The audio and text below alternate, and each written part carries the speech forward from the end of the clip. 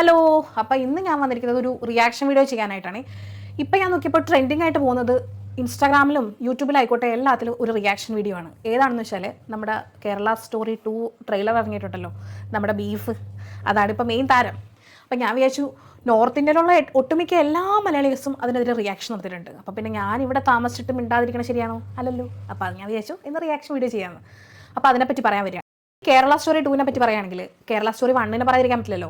അതിന് ഇപ്പോൾ national award കിട്ടി. ഈ നാഷണൽ അവാർഡ് കൊടുക്കാൻ മെയിൻ ആയിട്ടുള്ളൊരു കാര്യം ഡയറക്ടർ സുദീപ് ദോസൻ മറക്കരുതേ.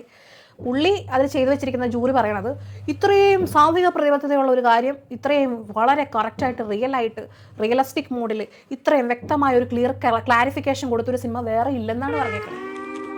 എന്നിട്ടാണ് നാഷണൽ അവാർഡ് കൊടുത്തിരിക്കുന്നത്. കേരള സ്റ്റോറി 1 കണ്ട ആരെങ്കിലും ഇതിലുണ്ടെങ്കിൽ ഒന്ന് കമൻറ്റ് ചെയ്യണേ. അത് കണ്ടിട്ട് നിങ്ങൾക്ക് എന്ത് തേങ്ങയാണ് എന്ന് മനസ്സിലായെന്നുള്ളത് കൂടി കമൻറ്റ് ചെയ്യണേ. കാരണം ഇത്രയും സാമൂഹിക പ്രതിബദ്ധതയും ഇത്രയും റിയലിസ്റ്റിക് ആയിട്ടും ആ സിനിമ കണ്ടതായിട്ട് നിങ്ങൾക്ക് തോന്നിയോ? ഞാൻ കണ്ടതാണ്, എനിക്കത് പറയണ സാധനങ്ങളൊന്നും തോന്നിയില്ല. ടു കേരള സ്റ്റോറി 2 അതിനകത്ത് പറഞ്ഞിരിക്കുന്ന ട്രെയിലർ തന്നെ ബീഫിനെ പറ്റിയാണ്. ബീഫ് നിർബന്ധിച്ച ഒരു പെണ്ണിനെ കൊണ്ട് കഴിപ്പിക്കുന്നു. ഞാൻ ആലോചിക്കുന്നത് ഈ സമൂഹത്തിൽ വേറെ എത്രയോ കാര്യങ്ങൾ ഒരു സിനിമയിലൂടെ പ്രതിപാദിക്കാൻ പറ്റുന്നുണ്ട് അല്ലേ? ഒരു സിനിമയിലൂടെ മെസ്സേജ് കൊടുക്കാനും സാധിക്കുന്നുണ്ട്. കേവലം ഒരു ബീഫിൻ്റെ പേരിൽ ഒരു സിനിമയ്ക്ക് ഇത്രയ്ക്കധികം പ്രൊമോഷൻസ് കൊടുക്കുക എന്ന് പറഞ്ഞു നമ്മുടെ ഈ ഒരു മെസ്സേജിലൂടെ ആ സിനിമ എന്താണ് കൊടുക്കുന്ന അതിൻ്റെ പ്രോപ്പഗണ്ട എന്താണെന്നും അതെന്താണ് പോർട്രേ ചെയ്യുന്നതെന്നും ഒരു മലയാളികൾക്ക് സാധാരണയായിട്ടുള്ള ഒരു മലയാളികൾക്ക് മനസ്സിലാവുന്നുണ്ട്. അതുകൊണ്ടാണ് നോർത്ത് ഇന്ത്യയിൽ താമസിക്കുന്നതായിക്കോട്ടെ അല്ലെങ്കിൽ കേരളത്തിൽ താമസിക്കുന്നതായിക്കോട്ടെ എവിടെ വേണമെങ്കിലും താമസിക്കുന്ന മലയാളികൾ ഇതിനെതിരെ റിയാക്ട് ചെയ്യുന്നത്. കാരണം മലയാളികൾക്ക് ബോധവും അതുപോലെ പ്രതികരിക്കാനുള്ള കഴിവും കൂടുതലാണ്.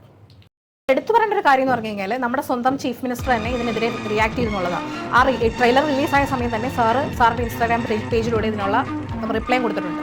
അല്ല, അടിപൊളിയായിട്ട് കൊടുത്തിട്ടുണ്ട്. അതിൽ നിന്ന് തന്നെ മനസ്സിലാക്കും നമ്മുടെ സംസ്ഥാനത്തിൻ്റെ മുഖ്യമന്ത്രി എന്നുള്ളൊരു നിലയിൽ സാർ റിയാക്ട് ചെയ്യുന്നത് സാറിൻ്റെ പൊതുസമൂഹത്തിൻ്റെ ഒരു റിഫ്ലക്ഷൻ ആയിട്ടാണ്. അപ്പോൾ അവിടുത്തെ ആളുകളും അത്ര ചില്ലറക്കാരല്ലെന്ന് മനസ്സിലാക്കിക്കൂടെ? അപ്പോൾ മലയാളികൾ അത്ര ചെറുതായി കാണരുത്. 2026 ഇപ്പോഴും ബീഫിനെ കെട്ടിപ്പിടിച്ചുകൊണ്ടിരിക്കുക ഓരോരുത്തർ. ഇതൊക്കെ വിട്ടുപിടിക്കേണ്ട സമയം കഴിഞ്ഞില്ലേ? നമ്മുടെ നാടിൻ്റെ ഉന്നമനത്തിന് വേണ്ടി പ്രവർത്തിക്കാനായിട്ടും നമ്മുടെ നാടിൻ്റെ ഡെവലപ്മെൻറ്റിന് വേണ്ടി നിൽക്കുന്നതായിരിക്കണം നമ്മുടെ ഇവിടുത്തെ ഓരോ ഗവൺമെൻറ്റും.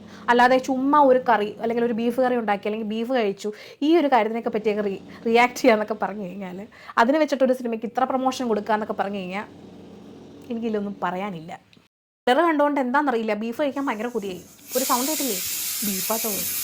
കേരള സ്റ്റോറി ഇറങ്ങാതിരിക്കുന്നില്ല ചെയ്യട്ടെ. ചിലപ്പോൾ ഞാൻ അടുത്ത സ്റ്റോറി വരുന്നത് വല്ല ആമേനെ സംരക്ഷിക്കുന്നതിനെ പറ്റി വല്ലതുമായിക്കോട്ടോ.